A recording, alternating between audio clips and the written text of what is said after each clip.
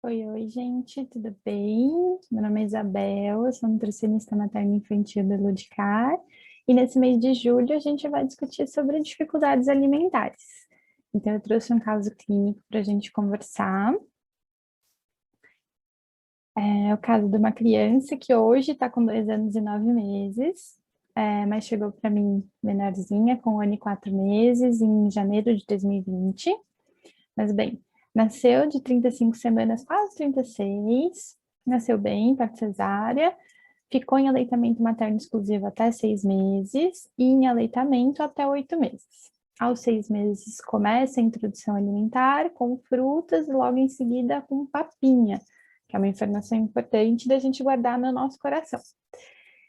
Então, ela chega para mim com 1 ano e 4 meses e a queixa principal dos cuidadores era o fato da criança ter parado de comer no almoço e na janta a comida salgada. Então, ela não estava mais aceitando nenhum tipo de comida salgada.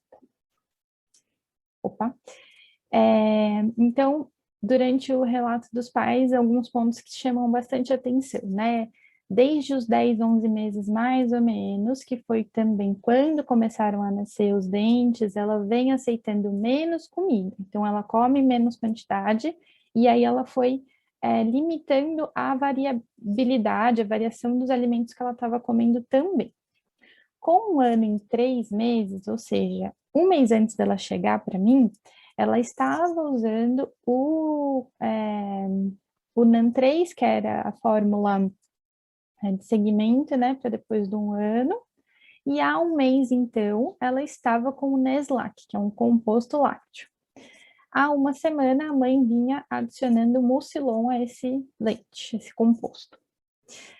O que a criança aceitava naquele momento? Bolacha salgada, pipoca e pão de queijo.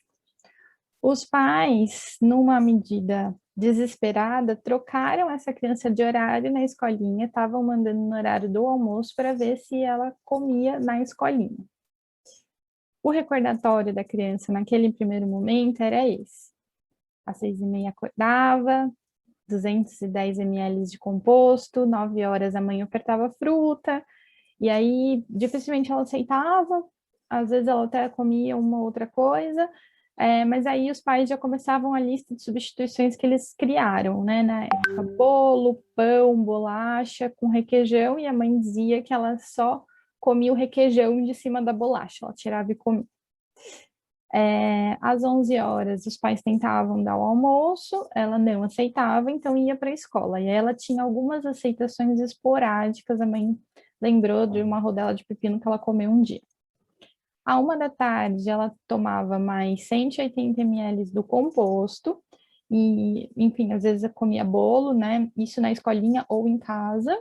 Dormia à tarde, acordava às 3, nova oferta de bolo, pão, pipoca, bolacha, de fruta também, mas a mãe falava que ela aceitava muito pouco, às vezes com muita sorte, metade da quantidade que ofertavam, às vezes 1/4, mais ou menos era o que ela aceitava geralmente. Aí, às 5h30, 6 horas, os pais ofertavam a janta, que ela também não aceitava. E aí começava a lista de substituições de novo, pipoca, bolacha, pão, e aí nessa última semana aí a mãe referia esse mingau, que na verdade era o composto lácteo com a introdução do farináceo aí, do mucilon. E às 8 ela dormia de novo com uma nova oferta de leite, né? E então ela bebia mais ou menos 400 ml de água por dia, o que não é muito bom, devia ser um pouquinho mais para a idade dela. E a mãe referia também a aceitação esporádica de suco de manga ou suco de laranja. E aí eu chamo a atenção para esse dado de que essa criança, então, ingeria mais ou menos por dia 810 ml de composto lácteo. Por que mais ou menos? Porque conforme ela não comia, os pais ofertavam mais leite no dia para que essa criança estivesse alimentada, né? Então, isso foi o que eles referiram naquele dia, por exemplo, mas haviam dias que tinha uma mamadeira a mais, um volume a mais de leite aí. Essas são as curvas dessa criança, então esse último pontinho é desse ano agora. Eu fiquei esse tempão sem vê-la, porque os pais mudaram de país, aí, enfim, pandemia e tal, voltaram para cá, mas teve um período aí de de quebra do acompanhamento, eu tinha alguns dados, então, do dia da minha consulta e de alguns dados de antes, mas não tinha desde o comecinho da vida dela, não. Eu tinha só o primeiro. Era uma criança com um crescimento padrão. Nesse último ano é que ela deu uma diminuída aí de peso e de MC. Essa curva é a curva que eu mais gosto, que é a curva de peso por estatura, porque ela mostra aí, né, a harmonia do crescimento da criança. Então, a gente vê de novo uma queda aí na curva de peso por estatura, porque no último ano ela vem com algumas questões, nos últimos meses ela vem com algumas questões. E a curvinha de perímetro cefálico, eu só tenho a minha avaliação daquele dia, da primeira vez que eu atendi essa família. E aí, bom, então o que a gente vai discutir aí no nosso encontro presencial em julho, né? Essa família tinha uma questão em relação aos alimentos mesmo, então pensando na parte alimentar e nutricional, a qualidade alimentar dessa criança estava duvidosa, né?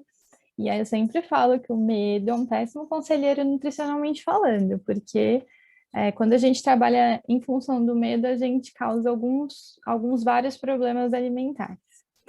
Vou falar bastante de divisão de responsabilidades, né? Nesse caso em especial, o que a gente vê de importante?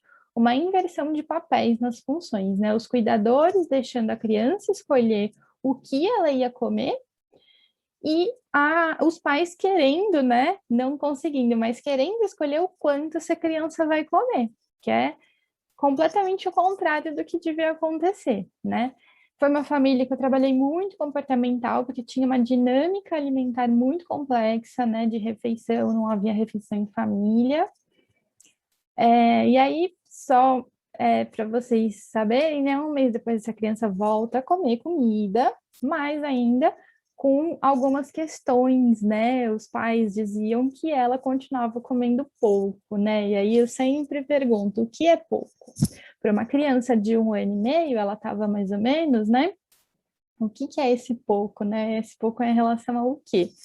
Então, no nosso encontro presencial, a gente vai discutir esses pontos aí. É uma família que eu acompanho, continuo trabalhando vários pontos aí em relação à alimentação, tá bom? Espero que vocês gostem e a gente se vê em julho. Até!